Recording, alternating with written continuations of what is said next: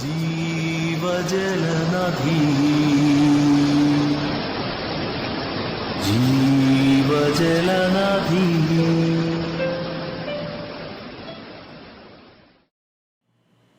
അപ്പോസ്തലന്മാരുടെ പ്രവൃത്തികൾ 22-ാം അധ്യായം. സഹോദരന്മാരും പിതാക്കന്മാരുമായുള്ളവരെ, എനിക്ക് ഇന്ന് നിങ്ങളോടുള്ള പ്രതിവാദം കേട്ടുകൊള്ളുവിൻ. എന്നാൽ എബ്രായ ഭാഷയിൽ സംസാരിക്കുന്നത് കേട്ടിട്ട് അവർ അധികം മൗനമായി നിന്നു. അവൻ പറഞ്ഞതെന്തെന്നാൽ, ഞാൻ കിലിക്കിലെ തർസോസിൽ ജനിച്ച യഹൂദനും ഈ നഗരത്തിൽ വളർന്ന് ഗമാലിലിന്റെ കാൽക്കലിരുന്ന് പിതാക്കന്മാരുടെ ന്യായപ്രമാണം സൂക്ഷ്മതയോടെ അഭ്യസിച്ചവനുമാകിയാൽ നിങ്ങൾ എല്ലാവരും ഇന്ന് ഇരിക്കുന്നത് പോലെ ദൈവസേവയിൽ എരിവുള്ളവനായിരുന്നു. ഞാൻ പുരുഷന്മാരെയും സ്ത്രീകളെയും പിടിച്ചു കെട്ടി തടവിലേൽപ്പിച്ചും ഈ മാർഗക്കാരെ കൊല്ലുവാനും മടിക്കാതെ ഉപദ്രവിച്ചും വന്നു. അതിന് മഹാപുരോഹിതനും മൂപ്പന്മാരുടെ സംഘമൊക്കെയും എനിക്ക് സാക്ഷികൾ. അവരോട് സഹോദരന്മാർക്കായി എടുത്തു വാങ്ങിക്കൊണ്ട് ദമസ്കോസിൽ പാർക്കുന്നവരെയും പിടിച്ചു കെട്ടി ദണ്ഡനത്തിനായി യെരൂശലേമിലേക്ക് കൊണ്ടുവരേണ്ടതിന് ഞാൻ അവിടേക്ക് യാത്രയായി. അങ്ങനെ പ്രയാണം ചെയ്ത് ദമസ്കോസിനോട് അടുത്തപ്പോൾ ഏകദേശം ഉച്ചയ്ക്ക് പെട്ടെന്ന് ആകാശത്ത് നിന്ന് വലിയൊരു വെളിച്ചം എൻ്റെ ചുറ്റും മിന്നി. ഞാൻ നിലത്ത് വീണു. ശൗലേ, ശൗലേ, നീ എന്നെ ഉപദ്രവിക്കുന്നതെന്ത് എന്ന് എന്നോട് പറയുന്ന ഒരു ശബ്ദം കേട്ടു. കർത്താവേ, നീ ആരെന്ന് ഞാൻ ചോദിച്ചതിന്, നീ ഉപദ്രവിക്കുന്ന നസറായനായ യേശുവാകുന്നു ഞാൻ എന്ന് അവൻ എന്നോട് പറഞ്ഞു. എന്നോട് കൂടെയുള്ളവർ വെളിച്ചം കണ്ടുവെങ്കിലും എന്നോട് സംസാരിക്കുന്നവന്റെ ശബ്ദം കേട്ടില്ല.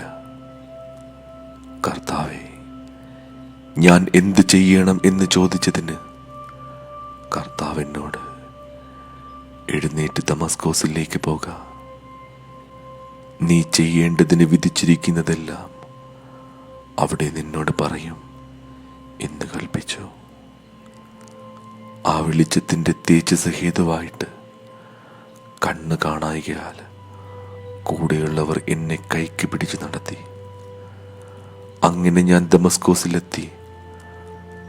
അവിടെ പാർക്കുന്ന സകല യഹൂദന്മാരാലും നല്ല സാക്ഷ്യം കൊണ്ടവനായി ന്യായപ്രമാണപ്രകാരം ഭക്തിയുള്ള പുരുഷനായ അനന്യാസ് എന്നൊരുത്തൻ എൻ്റെ അടുക്കൽ വന്നു നിന്നു. സഹോദരനായ ശൗലേ, കാഴ്ച പ്രാപിക്ക എന്ന് പറഞ്ഞു.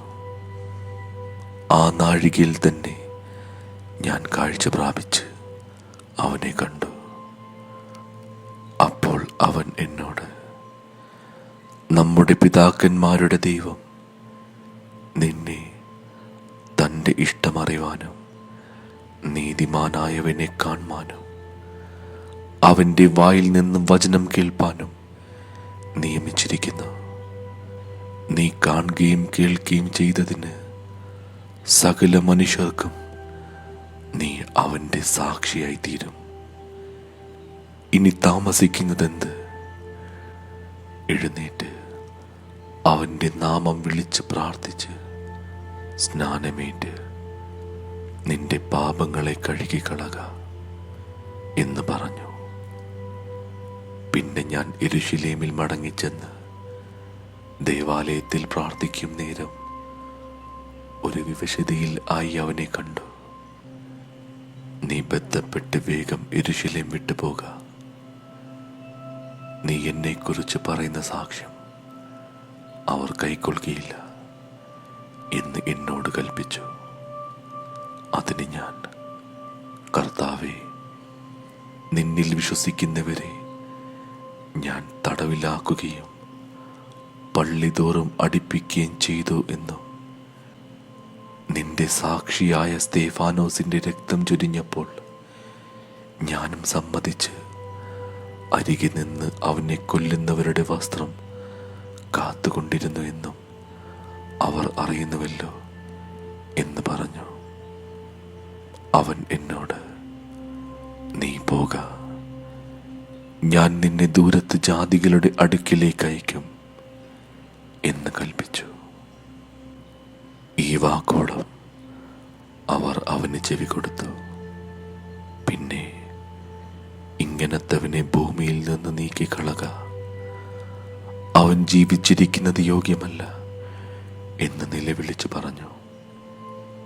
അവർ കൂക്കലിട്ടും വസ്ത്രം കീറിക്കളഞ്ഞും പൂഴി വാരി മേലോട്ടെറിഞ്ഞും കൊണ്ടിരിക്കുമ്പോൾ അവർ ഇങ്ങനെ അവൻ്റെ നേരെ ആർക്കുവാൻ സംഗതി എന്ത് എന്ന് അറിയേണ്ടതിന് ചമ്മട്ടി കൊണ്ട് അവനോട് ചോദ്യം ചെയ്യണമെന്ന് സഹസ്രാധിപൻ പറഞ്ഞ് അവനെ കോട്ടയിലേക്ക് കൊണ്ടുപോകുവാൻ കൽപ്പിച്ചു.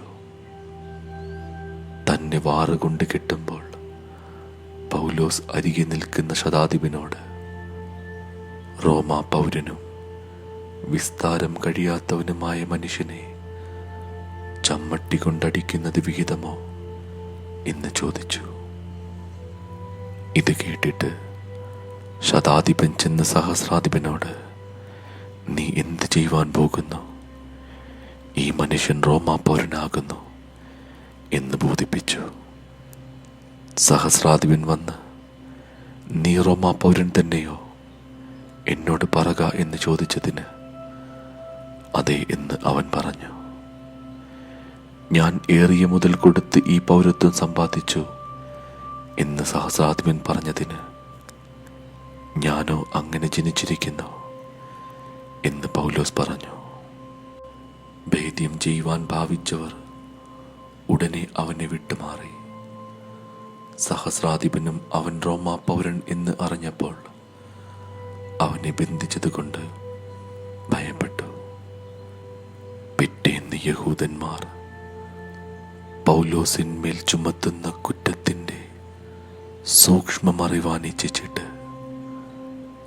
അവൻ മഹാപുരോഹിതന്മാരും ന്യായാധിപ സംഘമൊക്കെയും കൂടി വരുവാൻ കൽപ്പിച്ച് അവനെ കെട്ടഴിച്ച് താഴെ കൊണ്ടു ചെന്ന് അവരുടെ മുമ്പിൽ നിർത്തി.